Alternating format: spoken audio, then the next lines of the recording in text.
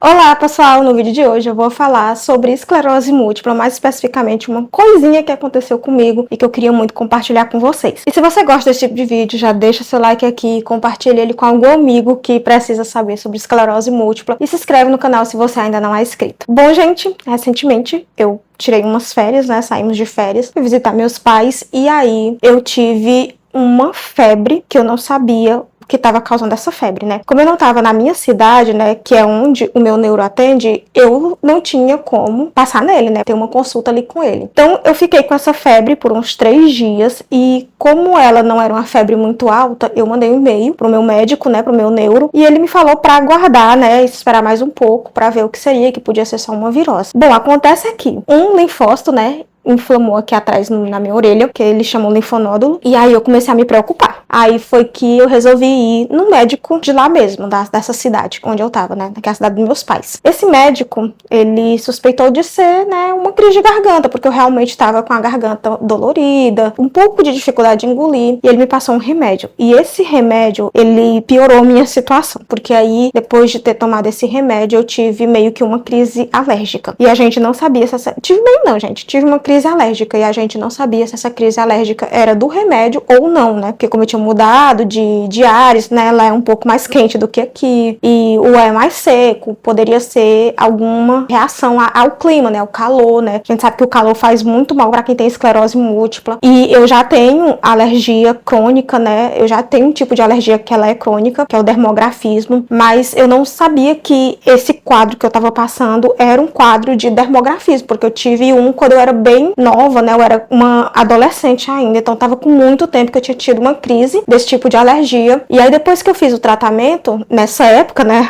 quando eu era adolescente, eu nunca mais tinha tido um quadro tão grave de alergia. Então, né, não tava lembrando mais como era que acontecia isso. Então fomos no hospital, e aí lá no hospital eles me passaram antialérgico, e aí começou a saga do antialérgico. Quem me acompanha lá no Instagram, eu postei isso nos stories, né, e o quanto isso me assustou. A gente sabe que um quadro alérgico por si só, ele sendo um quadro simples, não é assustador, né, mas pra gente que tem esclerose múltipla, qualquer coisa é assustador, ainda mais com o fato de que eu tava com alguma inflamação, já que o linfócito tava alterado, ele tava maior, ele tava dolorido, então eu tava com febre, então significava que tinha alguma coisa errada com o meu corpo, né? A alergia foi só um plus ali, né? Depois que eu tomei o remédio, essa crise alérgica veio. Então a gente não sabia realmente o que estava acontecendo comigo. Fui no pronto-socorro umas 3 vezes, né? Até que da última vez que eu fui, eu tomei injeções antialérgicas, porque os antialérgicos que eu tava tomando em casa, né, em comprimido, não tava mais funcionando pra mim. Gente, foi muito antialérgico. Vocês não têm noção do tanto de antialérgico que eu tomei. Tanto que provavelmente vocês estão vendo que eu tô um pouco mais inchada, né? Um pouco mais gordinha, com o rosto mais redondo que o normal, porque eu tomei muito antialérgico, tomei corticoide, o prednisolona, né? Que pra quem também tem esclerose múltipla é muito íntimo ali do prednisolona, né? A gente toma quando tem um surto de esclerose, vai pro hospital, só que é em grande quantidade, não é um comprimidinho que a gente toma como eu tomei, né? Mas mesmo assim a gente sabe que o corticoide tem efeitos colaterais muito fortes. E aí com todo esse quadro de alergia, de febre, de linfócito inflamado, linfonódulo, meus sintomas da esclerose múltipla pioraram bastante. Eu fiquei com visão embaçada, eu fiquei toda dormente, eu fiquei com o lado direito do meu corpo, que é o lado que eu tive o último surto, né, que ficou dormente. Ele ficou muito pesado, eu não sentia ele normalmente, piorou minha marcha, né? Gente, foi assim, um caos total. Voltamos, né, interrompemos as férias e voltamos pra minha cidade, e aí passamos no meu neuro. Quando eu passei no meu neuro, ele me explicou que provavelmente o que tinha acontecido, isso eu já tinha feito exames, tá? Exames de sangue lá na cidade dos meus pais. E aí eu mostrei esses exames, né, pro meu neuro, e ele falou que provavelmente que tava lá no exame, por o quadro clínico ali que ele tava vendo, né, por os meus sintomas, né, por análise ali, o meu sistema imunológico caiu, juntou o medicamento, né, que é o beta-interferona, que eu tinha tomado, né, e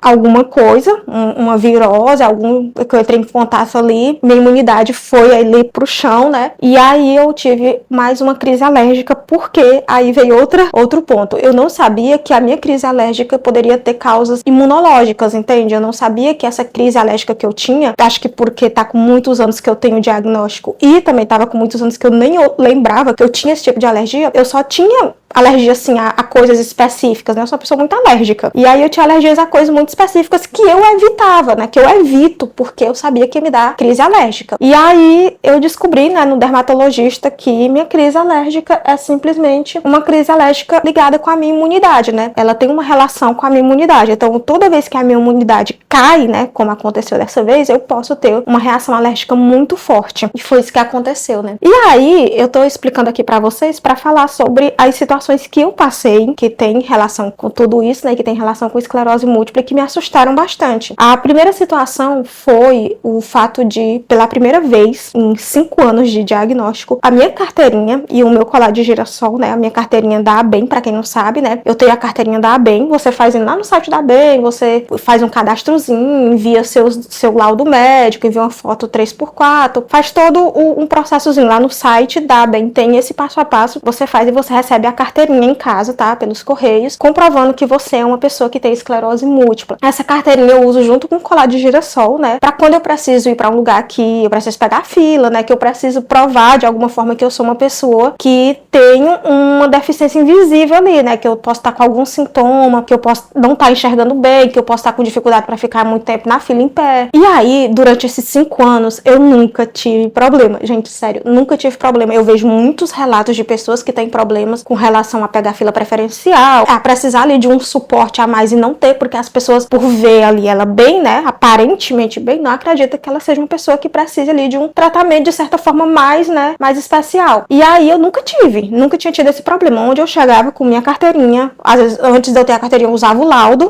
é muito importante, é importante que você ande sempre com o laudo, mesmo com a carteirinha e com o cordão de giração, é importante que você ande também com o seu laudo, né, pra caso aconteça isso, né, da pessoa não aceitar, daquele estabelecimento não aceitar, você ter como provar, olha, eu realmente preciso entrar na fila preferencial, eu preciso de um atendimento preferencial, e aí você provar ali com o seu laudo. Então eu sempre andei com o meu laudo, né, com medo já, antes de ter a carteirinha eu andava pra provar que eu precisava daquela fila, e quando eu tinha a carteirinha, quando eu já adquirir a carteirinha e o colar de girassol, mesmo assim eu andava com laudo para caso tivesse ali, a pessoa não acreditasse, né, tivesse ali uma situação um pouco constrangedora em alguma fila, eu provar, olha, eu tô com laudo aqui. Mas aí, depois não andava mais com laudo, por quê? Porque a carteirinha e o girassol, o colar de girassol era suficiente, sempre foi suficiente em qualquer lugar que eu chegava. Mas aí, nesse caso, eu tive essa situação de que o meu colar de girassol e a minha carteirinha, elas não foram totalmente aceitas, digamos assim. Tive ali uma certa resistência de aceitarem a carteirinha e o colar de girassol, mas aí acabou que deu certo, né? Eu conversei, eu expliquei minha situação, eu disse, olha, eu tenho esclerose múltipla, eu já tenho muitos sintomas, eu já sinto muita coisa e eu tô com febre, então minha situação piorou bastante, eu não vou aguentar esperar uma tarde toda para ser atendida, eu não vou aguentar ficar em pé e nem sentada de forma desconfortável nesse calor aqui, eu preciso de um atendimento preferencial, sem falar no risco que eu tava correndo ali de desmaiar a qualquer momento, porque eu tava muito fraca, porque além de tudo, me deu falta de apetite. Gente, eu não conseguia comer nada. Antes eu já tava com falta de apetite e depois de tomar esse antibiótico foi que piorou minha situação. Aí você deve estar se perguntando, mas como que você aumentou o peso, tá com o rosto mais rechonchudo, a bochecha, tudo? Por causa do corticoide e dos antialérgicos. Gente, depois que eu comecei a tomar o corticoide e o antialérgico, simplesmente meu apetite disparou. E claro que o corticoide já incha, né? Já dá aquela retenção de líquido. Eu tô bebendo muita água,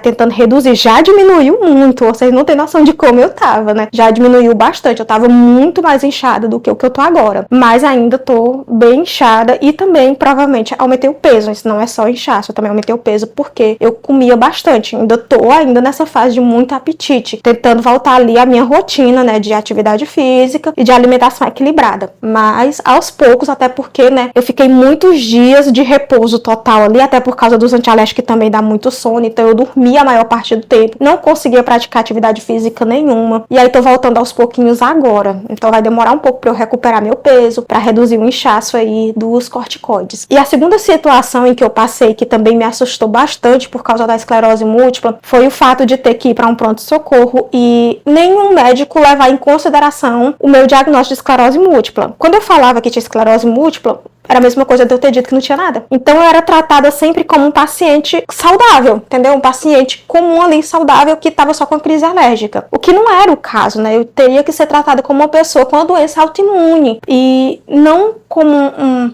um paciente com uma alergia simples. E não era assim que eu era tratada. E, gente, foram 4 médicos. Desses 4 médicos, apenas um levou em consideração a minha esclerose múltipla, falou sobre a doença comigo. E isso me deu uma certa segurança, porque quando ele começou a conversar, né? Nossa, você tem esclerose. Começou a sentir o quê? Aí eu fui contar pra ele. Eles se confundiram com infarto, AVC, né? E eu, isso, não sei o que. A gente começou a conversar. E isso me deu, assim, uma tranquilidade por pensar assim, nossa, ele entende um pouco da doença. Eu sei que não é obrigação de nenhum médico plantonista ali entender sobre esclerose múltipla. Para isso tem os neurologistas, tem os médicos específicos, né? Eu sei disso, mas de uma certa forma assusta a gente, porque podemos precisar ficar internados, né? Por uma condição que não seja a esclerose múltipla. E a esclerose múltipla tem que ser sempre levada em consideração. É uma doença autoimune, não é qualquer remédio que você vai poder tomar. Como no meu caso, eu tomei um remédio que piorou minha imunidade. Gente, esse remédio eu não vou falar para vocês, porque é como eu digo, cada quadro é um quadro, entendeu? Cada paciente de esclerose múltipla é diferente do outro, então vai depender do que você pode tomar. Às vezes um remédio que eu posso tomar você não pode tomar, às vezes um remédio que você pode tomar eu não posso tomar. Então isso é você ver com o seu neurologista, é ele que vai entender direito como é a sua esclerose. Mas no meu caso, esse remédio que eu tomei, que foi o que piorou minha situação, eu não podia tomar, porque simplesmente ela afeta principalmente a imunidade, caiu demais minha imunidade, então foi muito pior pra mim. Eu fiquei bem pior do que eu teria ficado se eu não tivesse tomado esse remédio. Talvez se eu não tivesse tomado esse remédio, eu não teria tido a crise alérgica, eu não teria piorado tanto, eu teria melhorado até com uns 3, 4, os 3 não, porque eu já tava com 3 dias de febre, né, mas talvez com uns 4, 5 dias de febre, como qualquer virose, né. Eu não fiz isso, eu fui no médico, não esperei melhorar por conta própria por causa do linfócito que inflamou, eu fiquei bem preocupada com essa situação e acabei indo em outros médicos. Outra coisa também é que eu tenho um otorrino, que ele é muito bom lá na cidade dos meus pais, ele é um otorrino que me acompanha desde os meus primeiros sintomas ali, que já indicava que eu era uma pessoa autoimune, né, que eu era uma pessoa que tinha uma doença autoimune, mas a gente não